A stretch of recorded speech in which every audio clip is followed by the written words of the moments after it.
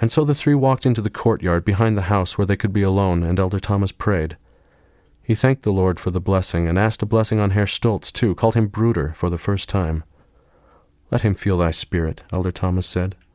"Let him know the truth of what happened today, and the truth of the restored gospel." Herr Stolz didn't say, "Amen," but he shook Elder Thomas's hand again, grasping it even tighter than before. A short time later, when the elders knocked on the Stolz's door, Frau Stolz was the one who answered. She grabbed Elder Thomas immediately, and she clung to him and cried. And then Frau Stolz motioned for the elders to follow her, and they walked to Anna's bedroom again. She was sitting up with 2 big pillows behind her. She still looked white and delicate. Elder Thomas stepped close and reached out to shake her hand. She took his hand, but she kept it, held it, and Elder Thomas saw something new. Her eyes were alive, but they were quieter than before. "Thank you," she said. "It's all right, I heard your voice. I was very far down, but I heard you call me back." "Really? I didn't think you even knew we were here." "I didn't know. I was leaving. I felt comfortable. I wanted to go, and I was moving towards something good.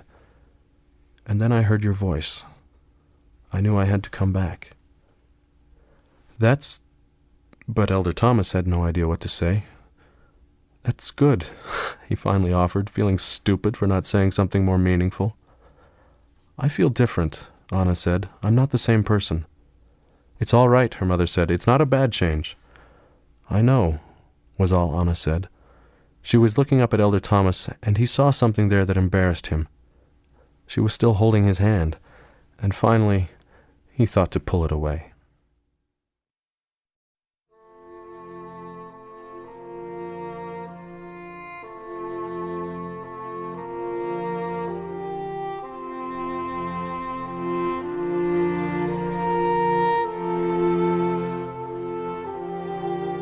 Chapter 9. Bobby hesitated outside Professor Stinson's office and almost walked away, but she told herself she was being silly, and she tapped on his door. "Yes, come in," she heard him call, and she couldn't help smiling. There was something brash in calling out this way, not bothering to come to the door. She opened the door about halfway and looked in. "I just wanted to ask you a quick question, Professor Stinson." He was seated at his desk, but he let his chair swivel around, and he was already smiling as though he were pleased to have someone, or maybe Bobby, stop by. "Come in, sit down." "Oh, I'm not staying that long," Bobby said. She stepped into the room, but she kept her hand on the doorknob. She had been in the office once before, but again she was amazed by the chaos.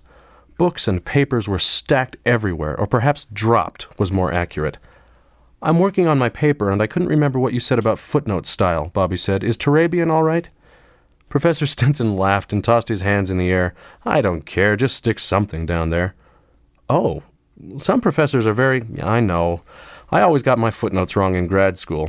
But as long as I wrote something brilliant, my professors forgave me." He laughed again with a little boy's kind of elation, his voice putting like a motor. "And I was always brilliant." "You went to Columbia, didn't you?" "For grad school, yes. Amherst undergrad. And my dad's a professor at Yale. You're looking at a thoroughbred. Good genes, good training. The only thing I lack is demeanor." "And footnotes," Bobby said. This set off another surge of laughter, which delighted Bobby. But she was hardly prepared when Professor Stinson stood up, thrust his hands into his pockets, and said, "Bobby, you are absolutely wonderful. Do you know that?" Bobby felt her face turn hot. "I mean it. You're twice as bright as anyone in any of my classes, and you're right with me. Don't you see me directing my lectures to you?" Bobby had certainly noticed, and it sometimes made her uncomfortable, but she kept the eye contact because she loved the amazing range of emotions in his subtle green eyes, and she liked to watch for his smile lurking and then bursting out with joy in a response to a comment, more often than not his own. He was the youngest professor Bobby had taken a class from, and even though he wasn't exactly handsome, she found him, when she admitted the truth to herself, disturbingly attractive. She also knew, just on the edge of her consciousness, that the question about footnotes was more an excuse than a reason for stopping by. "What are you going to do, Bobby? And don't tell me you want to teach high school. You need to teach at a college. It's the only life for someone who likes to think." He motioned at a chair in the corner. "Sit down." Bobby did sit, even though she had told herself she wouldn't stay long. "I'm not sure what I'll do," she said. Professor Stinson sat in his desk chair again. He had already taken off his tweed coat and tossed it on a radiator near his desk. Bobby could see that he had some muscles under his shirt. He hadn't spent all his life reading and thinking. I saw you showing off your new diamond ring the other day, he said. It's as big as a baseball. I wasn't showing it off. Some girls wanted to see it. Well, in any case, I suppose you're getting married before long. But I hope you don't drop your studies when you do.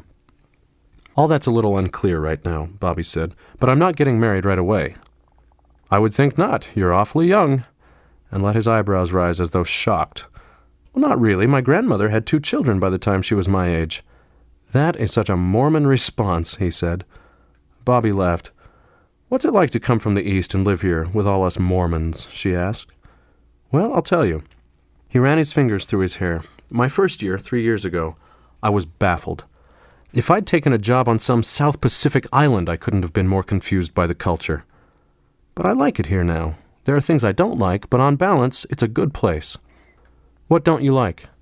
He answered without hesitation. There's no curiosity in Mormons. They've got all the truth they want, and they're suspicious of any fellow who's been transported across state lines from one of Satan's universities. Bobby laughed again.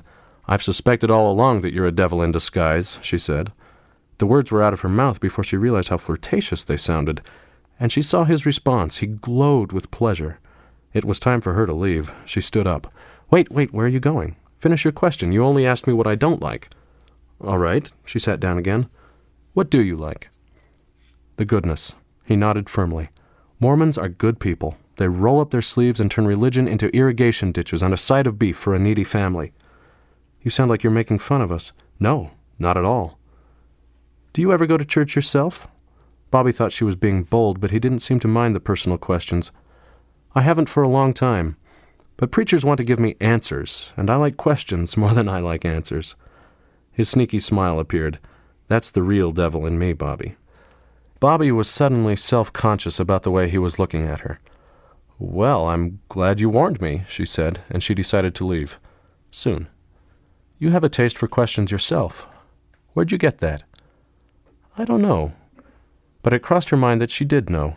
Something about her father's certitude had always elicited from her a subtle sort of skepticism. She didn't rebel or deny. She simply wondered, how can you be so sure?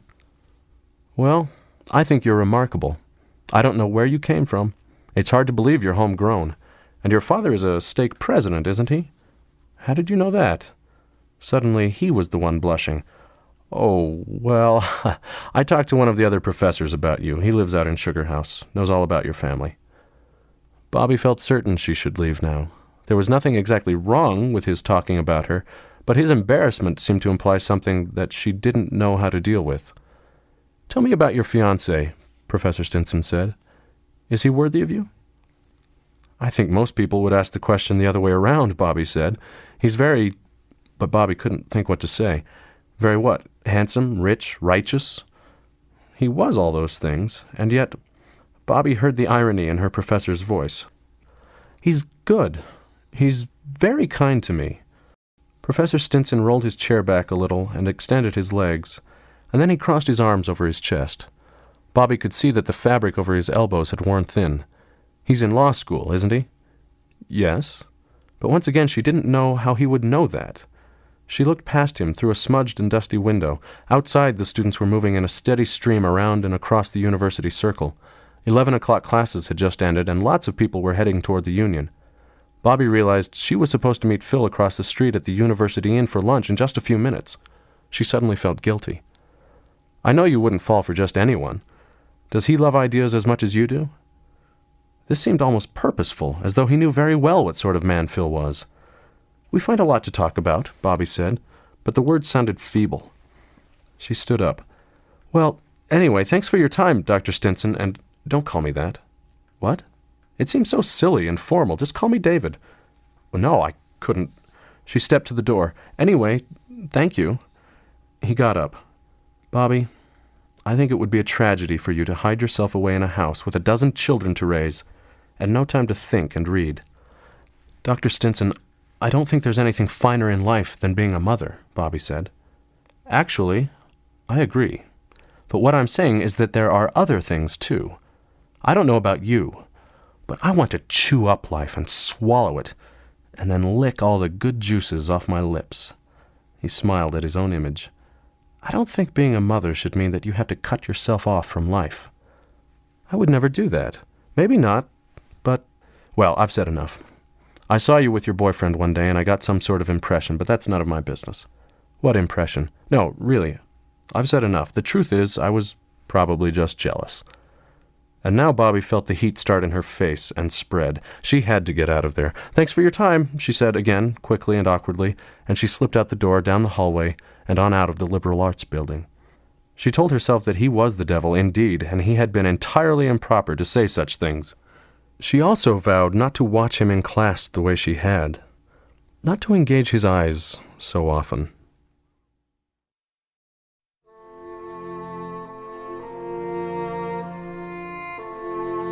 Chapter 10.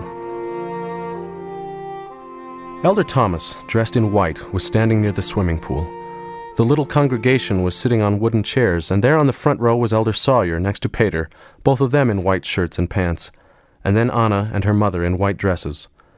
Brother Stoltz was next to his wife, but he was wearing a dark suit. He looked thoughtful. Elder Thomas hoped that Brother Stoltz felt a little left out. Maybe that would work as an incentive for him to take the same step soon.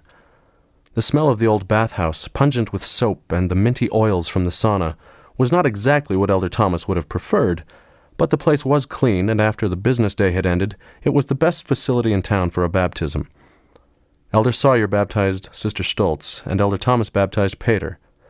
Then Anna, in her white dress, walked to the pool, and Elder Thomas took her hand as she walked down the steps. He moved her into place, pushing gently on her shoulders.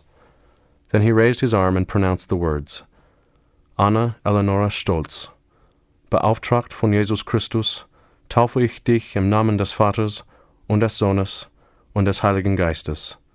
Amen." He placed his hand on her back and then lowered her into the water. She was buoyant, seeming to possess no weight at all. He let the water drift over her, made certain she was all the way under, and then lifted her up. She didn't let go of his arm, even after she was standing. She turned and looked into his face, little rivulets of water still running over her skin, tiny drops clinging to her eyelashes. "Danke," she said. Everything seemed so pure. Elder Thomas could feel the vibrations of the Spirit affirming his faith, telling him he was in the right place at the right time, that life had led him to this moment. At the same time, as the two looked into each other's eyes, Elder Thomas felt an admission pass between them. He looked away quickly, pulled his hand back, and stepped away, concerned that others in the room might see what was in his eyes. After the service, Elder Thomas and Elder Sawyer took a streetcar to the Stoltz's apartment. The baptism had been wonderful, but now reality was setting in. Elder Thomas had been transferred to Heidelberg. He would be leaving in the morning, so everyone ate kuchen and drank herb tea and tried to be happy, but Elder Thomas could feel the pain of departure in himself, and he saw it in everyone's eyes. Finally, it was Pater who said, "Couldn't you talk to the mission president? Couldn't you ask him to let you stay?" "I wish I could, Pater," Elder Thomas said, "but that's not the way we do things. I have to go where I'm sent." Pater had begun to cry, which was difficult enough, but when Elder Thomas glanced at Anna, he saw that she also had tears on her cheeks. "Excuse us, Bruder Thomas," Sister Stoltz said. "We don't mean to make things more difficult for you, but we were in such a dark time before you came. Then you and Bruder Meekum and Bruder Sawyer brought the Lord into our home. It's what we needed."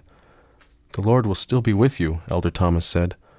"But we want you," Pater said, the sobs coming again. Elder Thomas could hardly stand this. He wished he could think of something lighter, happier to say. "Bruder Thomas," Brother Stoltz finally said, "tell me honestly, won't you be leaving Germany soon?" "I don't know. We keep hoping this trouble in Poland will pass away and we won't have to leave. I was called to serve 2.5 years, and that's what I want to do." "Things are different this time," Brother Stoltz said. "Hitler says he wants Danzig returned to the Reich, but that's not the real issue. He can swallow all of Poland and he won't be satisfied. Europe will be drawn into this, all the world perhaps. Hitler will keep pushing until it happens." Elder Thomas had been hearing this kind of talk from others lately, but he didn't want to believe it. "There's something else that you should know," Bruder Stoltz said. "I hesitate to bring this up, but if something happens, you would perhaps always wonder, and so it might be better to say something now." Elder Thomas could feel a kind of stiffness come over all the Stoltzes. "As you know, Anna was forced to join Bund Deutscher Mädel. Now certain SS men would appear to be pursuing her." "Pursuing her? What do you mean?" Herr Stoltz's jaw tightened. "These degraded animals, Himmler's men, are being told to have all the babies they can, with their wives or with unmarried girls. They search out Germanic-looking girls, blonde, healthy young women, and they tell them that it is their duty to create babies for the Reich. Elder Thomas was too stunned to respond. Anna was looking down at her hands, which she had gripped together in her lap. Anna has protected herself so far, and I won't let this happen to her. I'll die first, but that means one day we may suddenly be gone, and I don't know where we might go. Elder Thomas suddenly felt sick. My husband is making the picture too dark, Sister Stoltz was quick to say. These SS men usually don't push the girls too hard when they resist. Anna will be able to avoid them. I feel certain of it. Let's sing together, and then let's kneel and pray. Everything is going to be all right. And so they sang hymns together. And then to everyone's surprise, Brother Stoltz said the prayer himself. He asked for a blessing upon Elder Thomas, on Anna, and on all of them. He asked that somehow they could all survive Hitler's evil, that the Church could survive. Lord, I struggle to believe anything at all, he said. But please, let those who are good triumph over the evil men who want to rule our world. When the prayer ended, everyone stood, and they all knew that something very significant had happened. Brother Stoltz had never said the family prayer before, and he had often expressed his doubts about prayer. This was his honest effort to show faith, but it was also his gift to Elder Thomas, to show him that he was trying, that he was making progress. Elder Thomas knew that, and he walked to Brother Stoltz. He embraced the man, and Brother Stoltz accepted the affection, even wrapped his arms around Elder Thomas. Then Sister Stoltz grabbed Elder Thomas and hugged him for quite some time, patting his back and saying, "Oh, my goodness, this is so heavy for us." Peter hugged Elder Thomas too and cried, and then Anna was next. But Elder Thomas knew he had to be careful. He held his hand out to her, and she clung to it for a couple of extra seconds and then whispered, "Auf Wiedersehen." Tears were streaming down her face. Elder Thomas nodded and tried to say goodbye, but his throat had tightened, and he didn't dare speak. He walked to the door. People were saying things, offering good wishes, saying goodbye, but Elder Thomas couldn't get a word out. He took a last look around, nodded to everyone, and caught one last glimpse of Anna. She was leaning against her father, who had taken her under his arm, and in that instant he knew. He was going to get back to her, somehow, sometime.